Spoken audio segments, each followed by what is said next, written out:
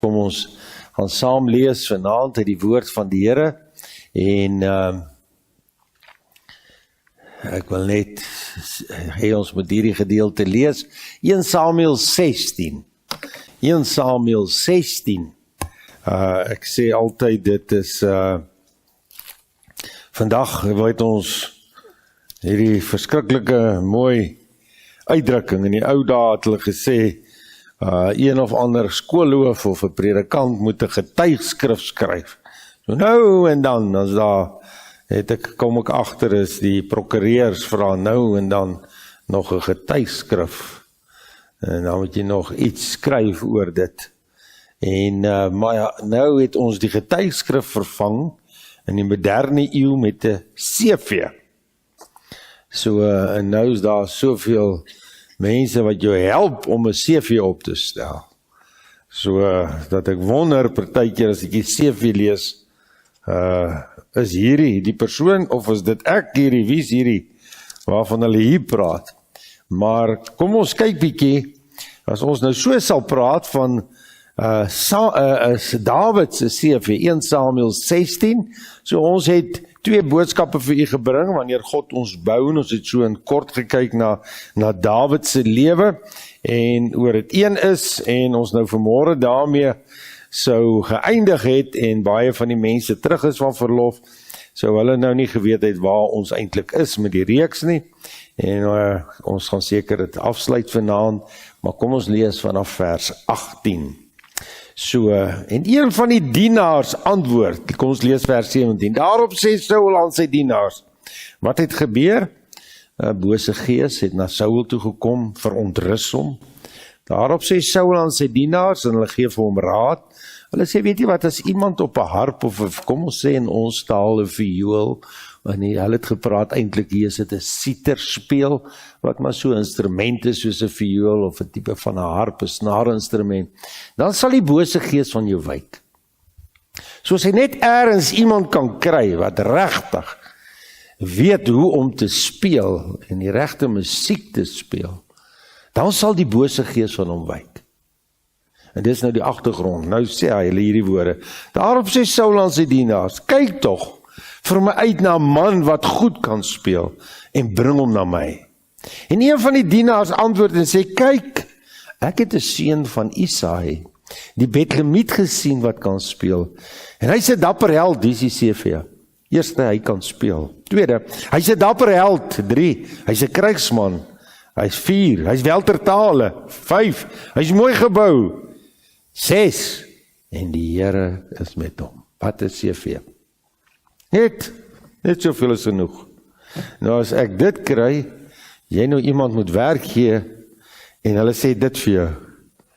Ek dink nie, jy dink 2 keer nie. Is dit nie so nie. So kom ons bid, dan vra ons dat die Here vir ons sal seën as ons hierdie gedeelte met mekaar behandel. Vader, hoe wonderlik is dit om vanaand met my hande op hierdie Bybel te plaas, so 'n wonderlike geïnspireerde boek wat u vir ons nagelaat het, wat eintlik u woord is. Dit wat u gewerk het en gedoen het, en u woord wat u vir ons geïnspireer het, dat ons vanaand die voorreg het om die kernwaarhede, kerngedagtes, net so in ons hand te kan vashou.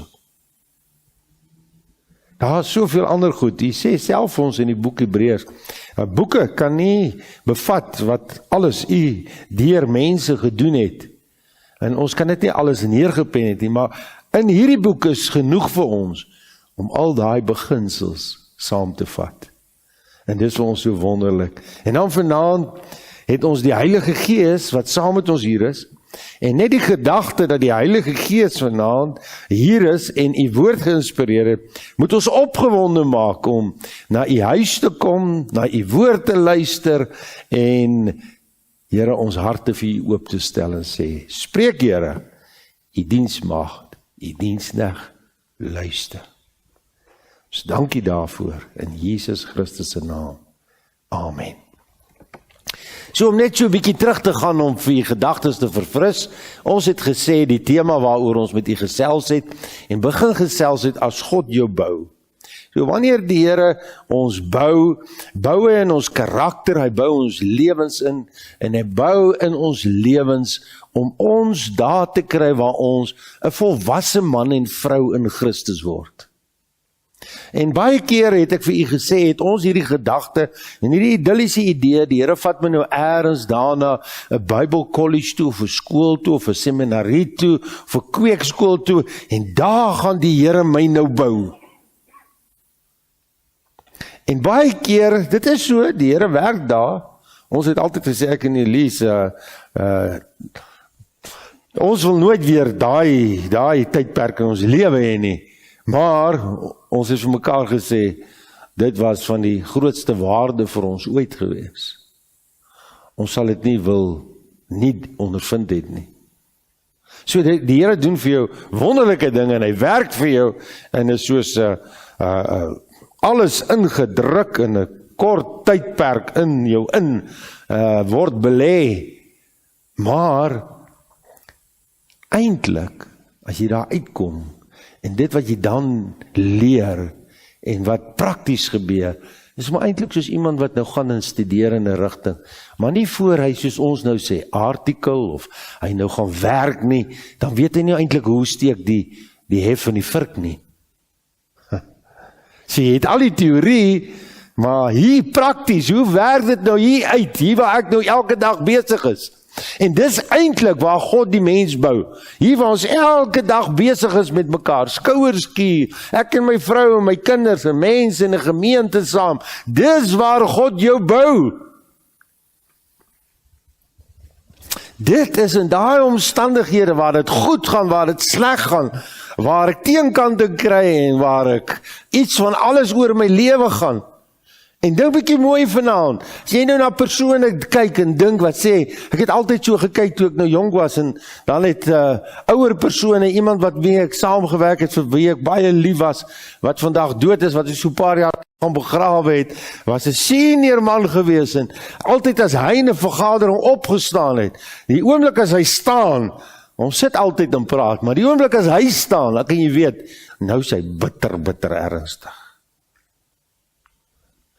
En die saak wat hy nou gaan sê, het hy baie goed deurdink, baie goed deurgebid, en hy gaan dit met erns oordra. En dan het ek altyd gehoor, en dan sê hy, soveel jaar dit en soveel jaar verdedig werk. Dan het ek altyd gedink, joh, dan dink ek, joh, al hierdie jare, het die Here vir hom geroep en is hy getrou gewees en vir die Here gewerk, en dit was altyd vir my so wonderlik gewees as 'n jong man om daarna te luister, maar het hy al gedink, wat het gemaak dat hierdie man vir al hierdie jare so getrou en konstant en voortdurend die pad geloop het en aangehou het? Hy het toegelaat dat God hom deur elke dag se omstandighede bou. Dis die geheim. En dis die groot geheim van Dawid. Al het Dawid geval, al het Dawid wat gebeur? Dawid het na die Here toe gekom, hy het 'n sagtheid, hy het 'n teerheid gehad, hy was opreg, hy was eerlik, en dan het hy gewillig gewees. Weet jy wat? Gewoonlik, jy moet oplet, as iemand belangrik word, en iemand styg op in die lewe, en hy kry mag, want jy weet, as jy posisie kry, saam met posisie kom mag, en mense raak magshonger, en dis hoekom groot politieke leiers val, want wanneer hulle magshonger is, en wanneer hulle hierdie enorme mag het, dit gaan nie net oor geld nie, dit gaan oor daai mag, wanneer hulle hierdie mag het, dis dan wanneer hulle immorele goed doen en verkeerd optree.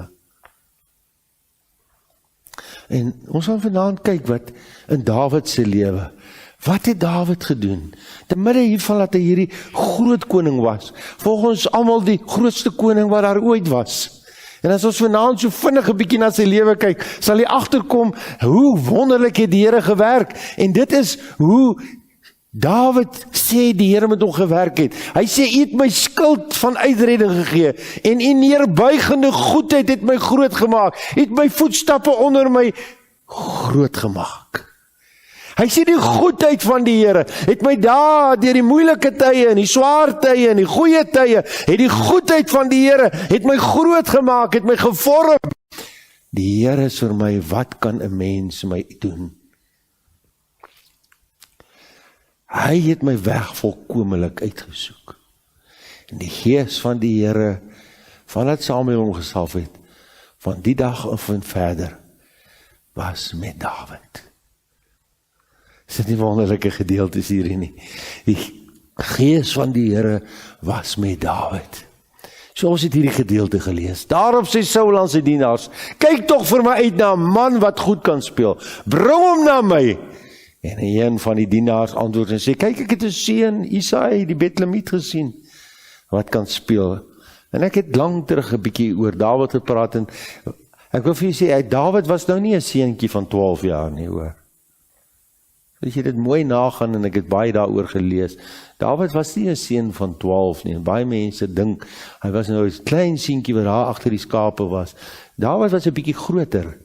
Hulle dink eintlik Dawid was so 20 gewees. Ander sê so dalk so bietjie jonger, ander sê so dalk 21, daar om en by was gewees. Hy was 'n jong man gewees wat sy pa se skape opgepas het. En hy was 'n dapper held. Hy was 'n krygsman, hy was wel ter tale, was mooi gebou. Die Here was met hom. Hy was 'n siterspeler. Ons het dit reeds behandel in die tweede boodskap. So ons het hierdie lys van sy CV het ons deurgegaan. Ons het die siterspeler het ons aangehaal. En toe het ons die dapper held het ons mee geëindig die tweede sondagoggend. En hy sê, hy maak my voete soos die van herte. Hy staan op hoogtes. Hy's 'n dapper held, hy's 'n krygsman. Hy sê, hy maak my voete soos die van herte, soos daar die ribbokke, en daar die bokke daar in die berge, wat hardloop oor die klippe, en die rotse. Hy sê, die Here het my voete so gemaak, wanneer ons geveg het, en oorlog gemaak het. Hy maak my soos hierdie bokke, wat hardloop op die klippe. Jy sien, dan is hy daar, en hy weg. Hy leer my hande om oorlog te voer. Die Here gee hom wysheid insig. En hier is 'n skrikkelike interessante gedeelte. Al hou ons nou nie van die oorlog gedeelte nie, maar dit is hoe dit maar was deur die eeue heen. Om eers te kon oorleef het, moes jy maar geveg het. Want anders het die Filistyne alles van jou geroof. Al jou oeste word geroof. My arms het hy my arms 'n koperboog span. Hy sê, het my geleer om oorlog te voer. Hy het my geleer dat my arms 'n boog span, dat ek pyle kan skiet. Nou lees saam met my 2 Samuel. Kom ons bly soontoe. Hier is 'n wonderlike gedeelte. Kom ons doen so 'n bietjie, lees ons 'n bietjie 2 Samuel 23, daar vanaf vers 8. So wonderlik. Net 'n bietjie agtergrond te kry, jy weet. Eintlik kan ons oor Dawid se lewe kan ons 'n hele jaar praat. 2 Samuel 23, daar vanaf vers 8. Laaste woorde van Dawid. Wat Dawid se vernaamste helde. Jy weet, Dawid het baie manskappe gehad wat saam met hom geveg het. Maar dan het Dawid 'n baie intieme groepie mense gehad. En dit was ons kan amper sê in die begin, die bende wat om hom was. En naderhand by hom verder aangesluit het. En dan het hy sy leer gehad. Maar hy het hier 'n baie kerngroep mense gehad. Baie bekwame mense. Wat saam met hom geveg het en wat absoluut loyaal teenoor hom was. Wat enorme respek vir hom gehad het en hy vir hulle. Hulle noem hulle die 33. Kom ons kyk. Dit is die name van die helde wat Dawid gehad het. Josep Basebet, Tag-Kemuniet, die hoof van die adjudante. Hy was Adino die Esniet, teen 800 wat op een keer gesneuwel het. Een man slaan 800 dood. Jy weet, ek dink nie ons weet waarvan ons baie keer praat nie, en baie keer sit jy daar en ding, dan sê, as ek sê, Dawid is die grootste koning wat daar was, dan dink jy nou aan Alexander die Groot, en jy dink baie, en hulle het baie gedoen. Maar jy moet net onthou, hoe was hulle hier, en hoe primitief was hulle hier, en wat het hulle gedoen. Kyk, hierdie een man wat saam met hom was. En dan, na hom, was Eleaser, die seun van Dodo, die Ahohiet onder 3 helde by Dawid, toe hulle die Filistyne uitgedaag het, wat daar by mekaar was om te veg, en die manne van Israel weggetrek het, en hy het opgestaan en onder die Filistyne geslaan, totdat sy hand moeg geword het, en sy hand aan die swaard, en water geskep uit die put van Bethlehem, wat by die poort was, en dit gedra en na Dawid gebring. Hulle het hulle lewens in gevaar gestel, en het dit tot eer van die Here uitgegiet, en gesê, dis ver van my, dat ek dit sou doen, so ek die bloed drink van manne wat met lewensgevaar gegaan het, en hy wou dit nie drink nie. Dit het die 3 helde gedoen. So hierdie 3 helde gaan, hulle stel hulle lewe in gevaar, net 3 teen die groot leer van die Filistyne, gaan haal water vir Dawid by die put, hulle bring vir hom, hy sê, julle 3 het julle lewe vir my in gevaar gestel, ek kan nie daai water drink. Sien nie waarvan ek praat. Hierdie tipe van integriteit, hierdie tipe van eerlikheid, hierdie tipe van opregtheid, dit het respek by sy bende, by sy manskappe, by sy leer, by sy soldate opgewek. En Abisai, die broer van Joab was sy generaal gewees, die seun van Seruja, hy was die hoof van 3, en hy het sy spies geswaai oor 300 wat gesneuwel het, en hy het 'n naam gehad onder die 3. Was hy onder die 3 nie geëer nie, sodat hy hulle owerste geword het, maar tot op die eerste 3 het hy nie gekom nie. Hierdie een man slaan 300 dood, maar hy kan nie by die eerste 3 kom nie. Die eerste 3 is nog bokant hom. Verder Benaja, die seun van Jojada,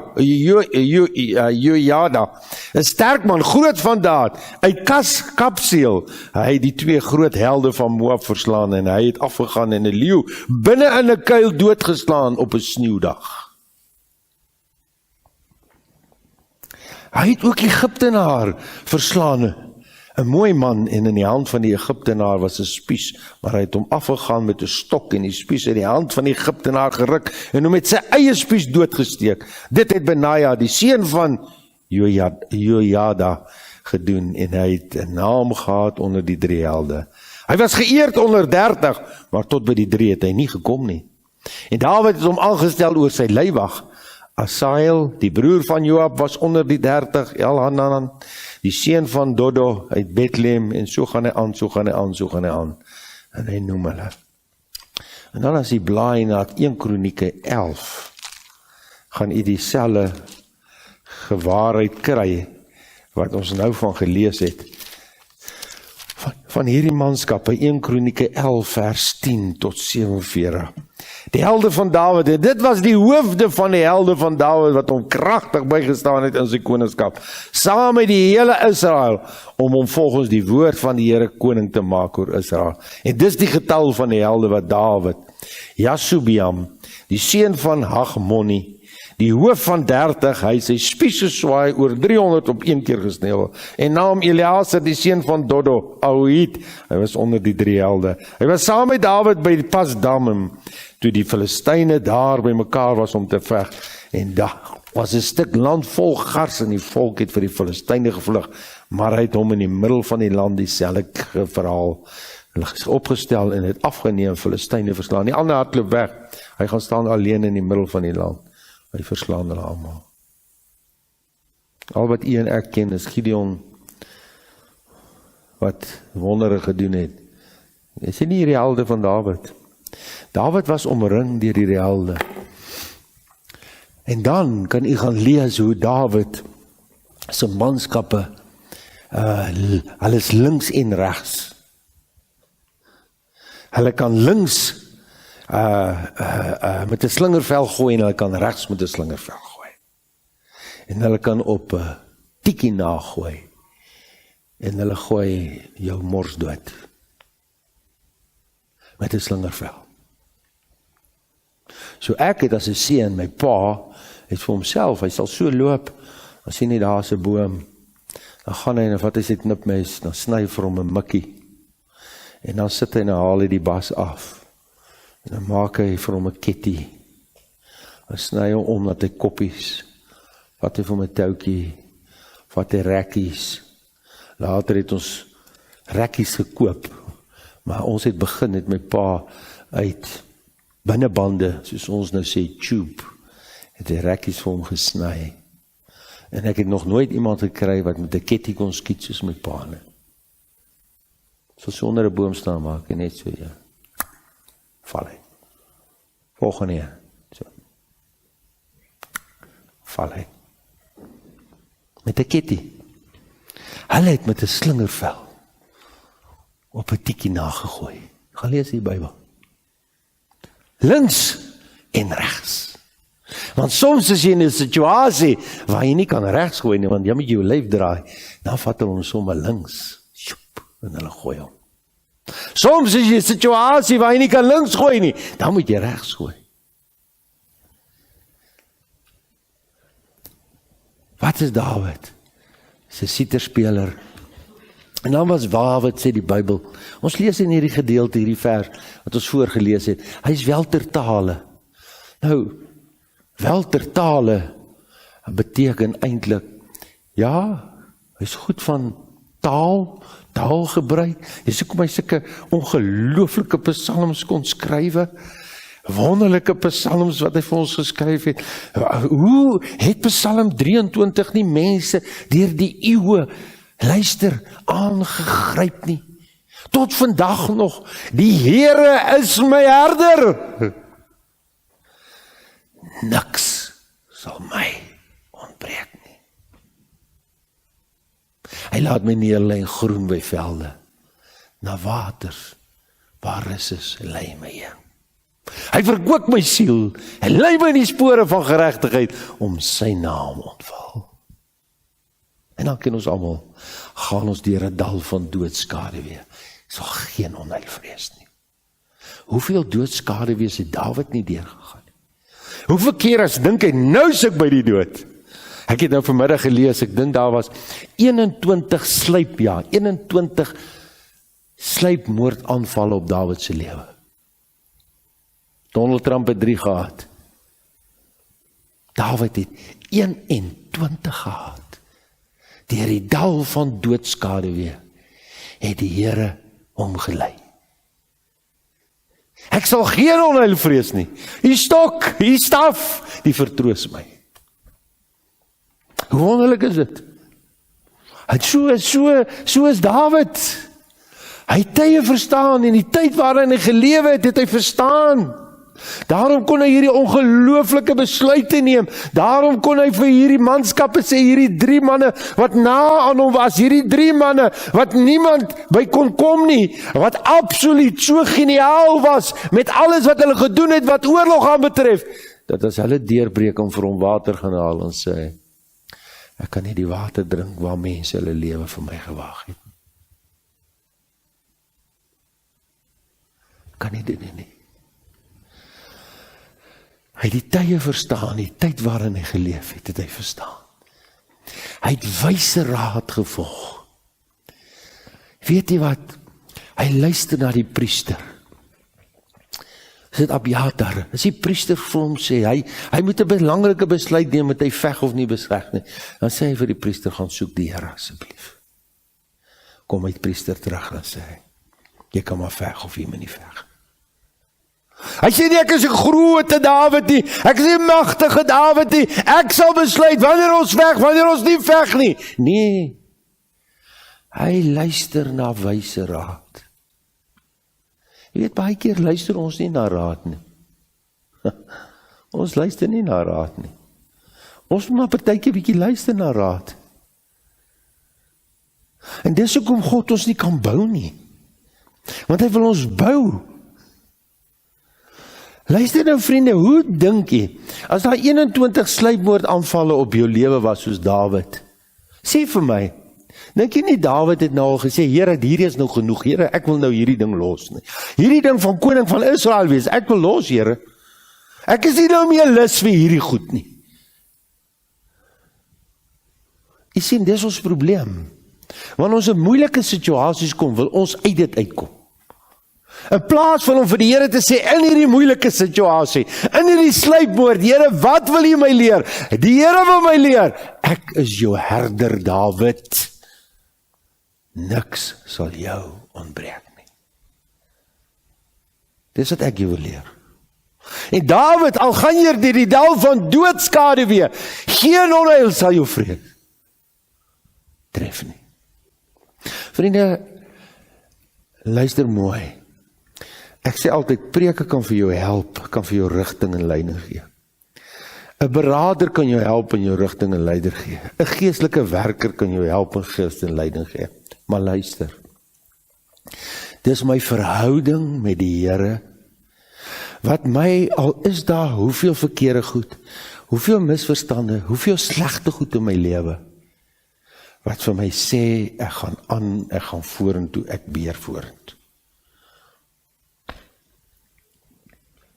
Here, bou my. Here, maak my. Here, vorm my. Ek kan nie ophou nie, ek kan nie tou opgooi nie, ek kan nie moedeloos raak nie, ek kan nie sê, Here, ek is verby met my nie. Hy het wyse raad gevolg. Hy het geweet wanneer en hoe om te reageer. Hoekom? Omdat hy geluister het na raad, omdat hy geluister het vir die stem van die Heilige Gees, wat hom gepuls het, met hom gepraat het. Hy het geluister na, en dan was hy eerlik gewees, eerlik teenoor sy vriende, opreg teenoor sy manskappe gewees, eerlik teenoor sy manskappe gewees. Dis 'n sleutel, dis 'n geheim, grootmoedig en vrygewig teenoor sy vyande. Dit is baie keer vandag, ons wil die vyand net, ons wil hom verwoes, ons wil hom vertrap, ons wil hom uitwis, ons wil hom niks van hom weet nie. Ja, Dawid het dit gedoen, maar weet jy wat? Dawid was ook goed vir sy vyande. Daar's 'n tyd dat jy moet goed wees.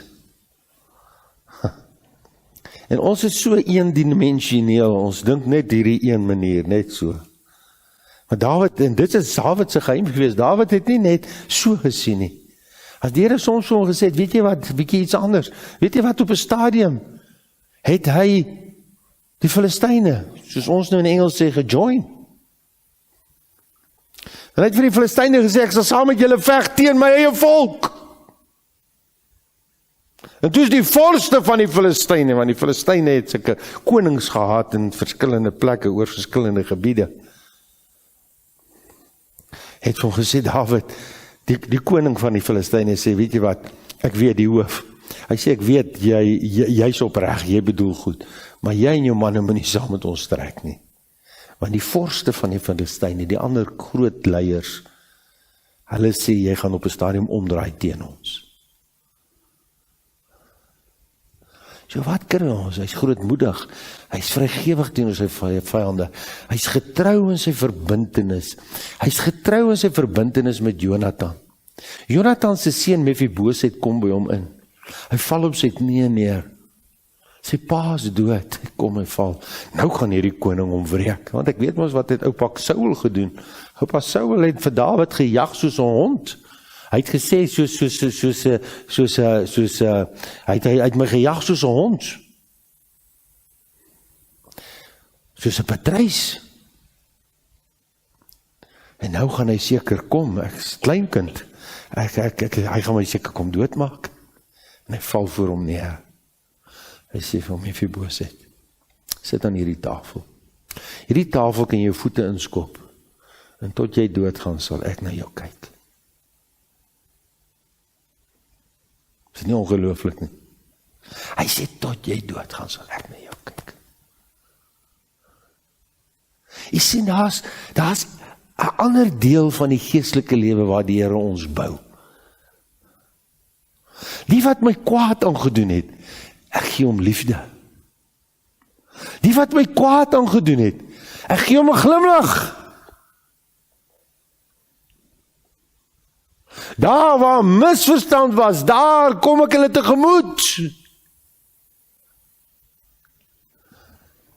Hy is getrou in sy verbintenis. Hy het vir Jonatan gesê, want hy het 'n bloedverbond met Jonatan aangegaan. Saul se seun. En dit beteken ek sal getrou bly met dit. Jou en jou familie sal ek beskerm. En jy sal myne beskerm. Die een wat voor die ander doodgaan, die ander sal die ander se beskerm. So 'n bloedverbond gesluit. En nou is hy dood. Nou sal Jonatan ons niks weet wat Dawid doen nie. Maar Dawid bly getrou aan sy verbintenis. Hy is kalm in gevaar. Kalm in gevaar. Weet jy wat nou as daai storms ons so slaan, as ons storms woed, as iets wat my verskriklik vang. En dit is mense wat paniekerig raak. Ek weet nie as hoe ek ouer word nie, maar as mense paniekerig raak, kan ek nie verstaan, hoekom raak jy nou paniekerig nie? Maar miskien die jare wat my al so geskit en gestamp en gestoot het ek binne in my ingebou. Staan net bietjie terug. Moenie inspring nie. Staan net bietjie terug. Want in paniek, in storm, maak mense die grootste foute. Dink bietjie wat ek vir julle sê.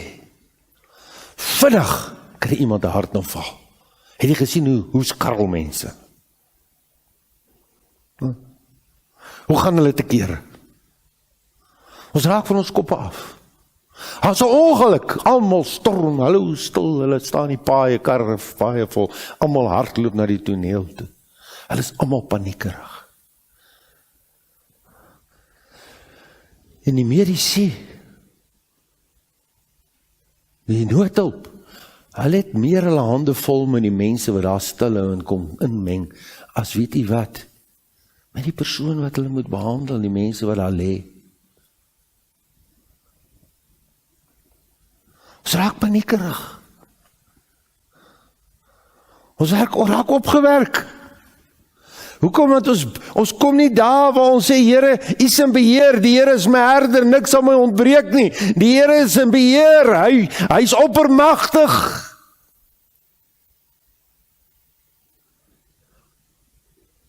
Nou raak ons hier so deur mekaar, is dit nie waar nie. Ons is nie kalm nie. Ons is nie geduldig in nood nie. Maklik om net te sê, maar hy oomblik as dit jou tref, geduldig in nood nie. Net stil te staan. Ek het al hoeveel keer by mense gekom, want die persoon net dood.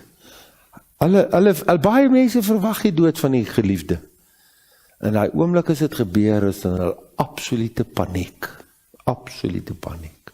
Hulle vang die snaakste goed aan. Ek is saam met iemand. Die persoon se geliefde is dood. Gaan nie baie detail gee. En ek gaan saam na die begrafnisondernemers. Nou is ek lief om vir die mense te sê, jy weet nie wat, jy moet net onthou dat, jy moet net realisties wees. Want alles gaan maar ook oor geld, en almal moet lewe, en almal moet oorleef, maar jy moet net onthou, jy moet net realisties wees daar. Want baie van ons het nou nie gedoen wat ons moet in die lewe vir die ander persoon nie. En nou wil ons daai oomblik as ons daar by die begrafnisondernemers, wil ons nou opmaak vir dit wat ons nie gedoen het nie. So ons wil verskriklike blomme bestel, ons wil vreeslike programme hê, en ons wil vreeslike kiste hê, ons wil vreeslike alles hê. Dan maak ek hulle bietjie tone hulle down. Sê ek vir hulle, weet jy wat? Die kus gaan toegegooi word. Jy hoef nie die duurste kus te kies. Jy hoef nie die duurste van alles hier te vat. Jy hoef niemand te beïndruk nie. Want party mense het nie baie nie, weet. En dan baie keer wil hulle die meeste doen. En die persoon sê, weet jy wat, daai geliefde van my, was 'n eenvoudige, rustige persoon. En weet jy wat, hierdie persoon wil nie vreeslike goed hê nie. Hy sou nie hierdie verskriklike fancy kuste goed hê nie. Nou is ons daar waar die kuste is. Maar as iemand wat saam met hierdie persoon daar is, waar die betaling gaan doen, dan kyk so daar. En hy sê, wat een kies jy? Die man sê, dit kos dit. Sê nee, hy soek eenvoudig van nie deze. Sê, vat sommer hierdie aan. Sy kies die duurste kus. Sy is so paniekerig. Ek draai net daar om, ek word ijskoud tot op my voetsole. Ek kan nie glo hierdie persoon is so geskok, is so paniekerig, dat die persoon 'n verskriklike dierkus kies. Dat die persoon wat betaal vra, is dit wat jy wil hê? Sê ja, sê okay, kom ons reg ons gaan. Stap uit. Weet jy wat is dit? Geduldige nood. Dawid was geduldige nood. Gemaklik met besluite in die staat, as ook op die oorlogsfront.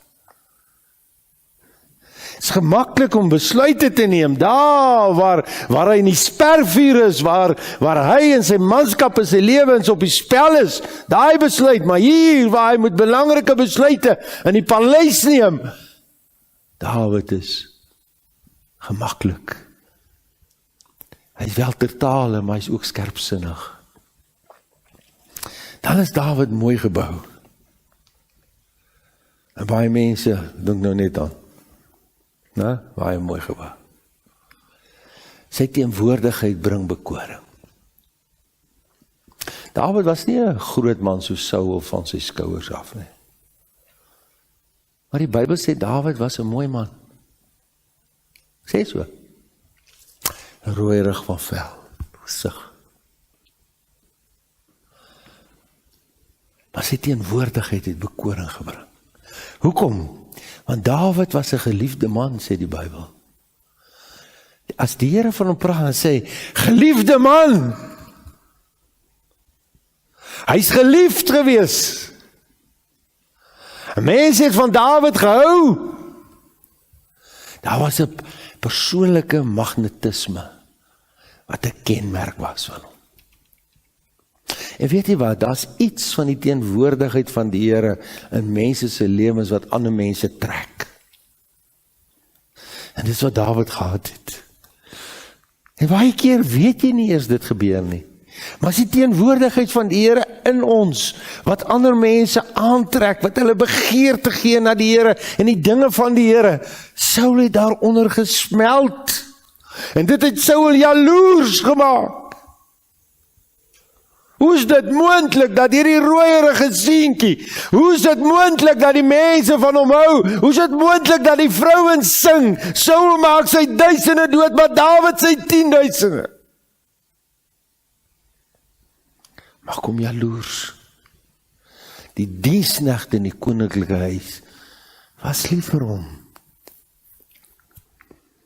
Gaan kyk as jy by 'n leier kom of 'n persoon is. Wat dink die mense wat vir hierdie persoon werk van hom? Dan kyk jy. Hoe behandel hulle my? Gaan praat met daai mense. Nie met hulle praat met daai mense wat vir hierdie persoon werk. So daai diensknegte, hulle was lief vir Dawid. Saul se dogter Micha het verlief geraak op hom. Jonathan is lief vir hom, hy sê hierdie man, terwyl my pa hom wil doodmaak, hierdie is 'n wonderlike man, ek gaan met hom 'n bloedverbond aangaan. Vrou van Israel het loyaliteit teenoor Saul verloor vir Dawid. Geharde soldate was gewillig om hulle lewe te waag vir Dawid. Kan nie dit glo? Geharde soldate wat sommer vir niks iemand doodmaak en sy kop afkap.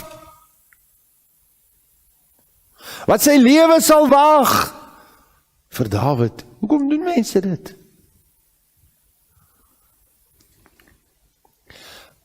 Abigail was tevrede om sy voete te was. Want haar man was 'n deugniet. Val voor hom neer, was sy voete. Achis, dis die Filistyne, die koning van Gat, het erken, is vir hom, Dawid, soos 'n engel van God. Blaai in die Bybels. Dis Dawid se vyande. Gaan lees daar, 1 Samuel 29. Kom ons kyk bietjie. Wat sê hierdie koning van die Filistyne? Wat sê hy van Dawid? Jy kan bykans nie glo nie. 29 vers 9. My Bybel bladsy 338. Maar Agis het Dawid geantwoord en gesê, ek weet dat jy goed is in my oë. Jy is soos 'n engel van God. Maar die owerstes van die Filistyne, dis daai maar konings wat ek gesê het, sê, hy mag nie met ons saam optrek in die geveg nie. Hy sê, jy is soos 'n engel van God. Die vyande van die volk. Hy sê, Dawid, jy is soos 'n engel van God. Maar hierdie is dan die man wat soveel bloed vergiet het, soveel mense het dood te gaan. Hoe is dit moontlik? Sy vyande sê, weet jy wat, jy is soos 'n engel van God. Itai, die getiet klou aan hom in die vreemde. Kom ons lees bietjie 2 Samuel 15. Wonderlik is hierdie gedeelte in 2 Samuel 15. Hierdie getiet. Hoor wat sê Dawid vir hom, hoor wat antwoord hy hom. Vanaf vers 18 af. Hy sê, onderwyl al sy dienaars langs hom verbytrek, toe die koning met al die mense agter hom aan uitgetrek het, om bly staan in die verste huis, onderwyl al sy dienaars langs hom verbytrek, ook al die krete en die plete, ook al die getiete, 600 man wat uit Gat agter hom aangekom het voor die koning verbygetrek, en die koning sê vir Itai, die getiet, waarvoor sou jy ook met ons saamgaan? Draai om, sê Dawid, bly by die koning, want jy's 'n uitlander en ook 'n balling uit die woonplek. Jy het gister gekom en vandag sou ek jou laat rondswerwe, om met ons saam te trek, terwyl ek wie weet waarheen gaan, soos Dawid se lewe, hy sê, man, ek trek, ek weet eers waarheen gaan ek nie, hoekom sal jy nou saam met ons trek, bly iemand, jou lewe is net in gevaar, draai om, bring jou broers terug, maar guns en trou met jou wees. Vers 21, maar Itai, en die koning geantwoord en sê, so waar as die Here leef, en my Heer die koning leef, voor waar op die plek waar my Heer die koning sal wees, vir dood of vir lewe, daar sal u dienaar sekerlik ook wees. Toe sê Dawid vir Itai, gaan trek dan verby. Sien nie? Hy klou aan hom. Hy sê, so waar as die Here leef, hy gebruik omtrent die woorde wat van rit hulle. Sê waar u gaan, hy sê ek gaan daar. En ek kan vir u sê, weet jy wat is wonderlik partykeer, as daar sekere persone weet ek geestelik saamgewerk het vir my partykeer gevoel, as ek net saam met daai persone ergens betrokke is, asof daar seën van hulle, somme op ander neerdal saam met hulle. Dawid was so, hulle het gesien die Here is met hom. Sy vyande sê, man, jy is soos 'n engel van God. Ons wil saam met jou wees. Is dit nie wonderlik nie? Die Here bou hom. Hy bou hom waar? Daar waar die getiet is. Waar? Daar waar die Filistyne is. Waar bou die Here vir Dawid? Dis waar hy Dawid bou. Dis waar hy hom vorm. Die volk sleep stilletjies skaam in die stad. Sal hulle hoor hy rou oor sy seun Absalom. Het u dit gelees? 2 Samuel 19 vers 3. Absalom sy seun is dood. Is 'n verskriklike verhaal hierdie, is so hartseer. Die Bybel het dan 'n manier om goed uit te druk. Hy sê, want Dawid roep en hy sê, Absalom, my seun, Absalom, my seun. Hy's dood.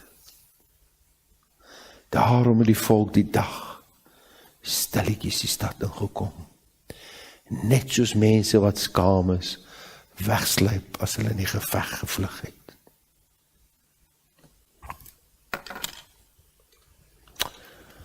Hulle sê, weet jy wat, Dawid se seun is dood. As ons nou hier by die stadspoort ingaan, ons praat nie, ons raas nie, ons sing nie, ons skree nie. Ons gaan net so saggies. Ons het respek, ons het eerbied, ons het ontzag. Die koning se seun is dood.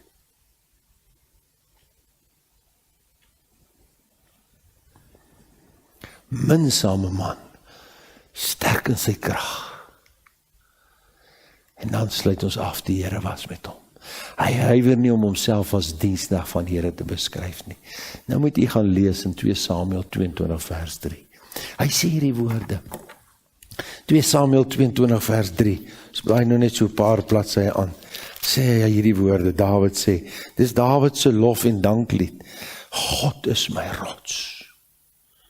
By wie? Ek skuil. Hy is my skild, hy sê net my rots nie, hy is my skild, soos wat ek baie pyle afgeweer het. Hy sê die Here is my skild, hy weer baie pyle af. En die horing van my heil, die horing staan vir krag. Hy is my rotsvesting. Ek het baie keer daar tussen die rotse weggekruip, as die pyle op my afgeskiet word. Die Here is soos hierdie rots, waar agter ek wegkruip, dat die pyl my nie doodskiet nie. Hy is my rotsvesting, sê Dawid. Hy sê, hy is my toevlug. Hy is my verlosser van geweld. U het my verlos. Och, is dit nie wonderlik nie. Hy is my rots, hy is my skild. Hy beskerm my. Hy bewaar my soos 'n rots en 'n skild. Soos 'n horing, want die horing is dit wat van die dier krag is, soos die buffel en die bees. Hy is my krag. Toe my weerknieë gewankel het, en ek geknak het, toe ek nie eers vir die manskappe wou sê, weet jy wat, ek kan nie meer nie, ek is moeg, ek is uitgeput, ek is sla, ek het nie teenoor hulle wou erken nie, maar ek het teen u oor erken, Here, ek het nie meer krag nie, toe kom ek agter, die Here is my horing, hy gee my krag, hy gee versterking.